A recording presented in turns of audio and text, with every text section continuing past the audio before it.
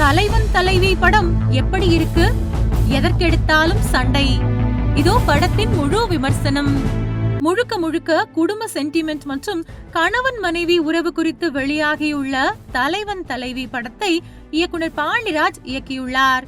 மேலூர் அருகே சாலை ஓரத்தில் ஹோட்டல் ஒன்றை நடத்தி வருகிறார் விஜய் சேதுபதி. அவருக்கு பல்வேறு இடங்களில் பெண் தேடுகிறார்கள்.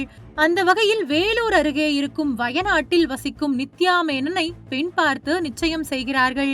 அந்த நேரத்தில் நித்யாவின் அண்ணனான RK சுரேஷிற்கும் விஜய் சேதுபதிக்கும் இடையில் தீர்க்கப்படாத ஏதோ ஒரு மோதல் இருக்கிறது என்பது இரண்டு குடும்பத்தினருக்கும் தெரிகிறது. ஆனால் அது என்ன சண்டை என்பதை இருவருமே வெளியில் சொல்லாமல் இருக்கிறார்கள். RK சுரேஷிற்கு இந்த திருமணம் பிடிக்கவில்லை. இதனை பல்வேறு வகையிலும் தன்னுடைய குடும்பத்தினரிடம் சொல்லிவிட்டார். இதற்கிடையில் நித்யா மேனன் விஜய் சேதுபதி மிகவும் நெருங்கி பழக பிரிய முடியாத இடத்திற்கு வந்துவிட்டார்கள். ஆனால் திடீரென்று விஜய் சேதுபதி குடும்பத்தின் முற்கதையையும் பேக்ரவுண்டையும் தற்செயலாக கேள்விப்படும் நித்யாவின் தந்தை திருமணத்தை நிறுத்துவதாக சொல்கிறார். இந்த கலேபரத்தில் விஜய் சேதுபதி நித்யாவின் வீடு புகுந்து சண்டையிட்டு நித்யாவை அழைத்துச் சென்று திருமணம் செய்து கொள்கிறார்.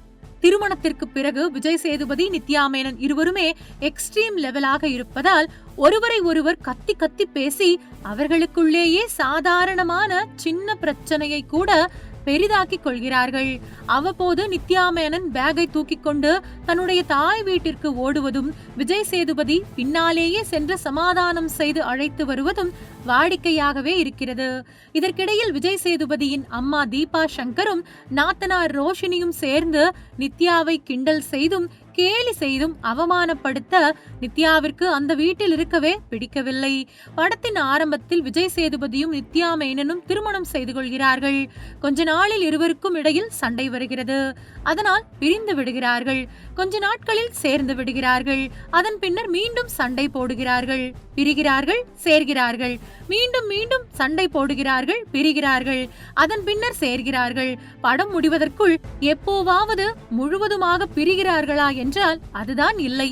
இப்படி வித்தியாசமான கதை கொண்டதுதான் இந்த படம். சண்டை போட்டால் கூட பரவாயில்லை, கத்துகிறார்கள், வெறுமனே ஸ்பீக்கர் கிழிவதை போல கத்துகிறார்கள். விஜய் சேதுபதி எல்லாம் கத்திக்கொண்டே இருக்கிறார். நித்யா மேனனும் விஜய் சேதுபதிக்கு போட்டியாக கத்திக்கொண்டேதான் இருக்கிறார். படத்தில் வரும் எல்லா கதாபாத்திரங்களும் காட்டுக்கத்தாக கத்திக்கொண்டிருக்கிறார்கள். ஒரே கூச்சலாக உள்ளது. வழக்கமாக நன்றாக நடிக்கும் விஜய் சேதுபதி, நித்யா மேனன் உள்ளிட்டோர் வாங்கிய பணத்திற்கு மேலே நடித்து விட்டார்கள். படத்தில் வரும் அனைத்து கதாபாத்திரமும் ஓவர் ஆக்டிங் தான். படத்தில் கதையே இல்லாமல் கதாநாயகனும் கதாநாயகியும் பிரிந்தார்கள், சேர்ந்தார்கள், பிரிந்தார்கள், சேர்ந்தார்கள் என்பதையே படமாக எடுத்து வைத்துள்ளார்கள்.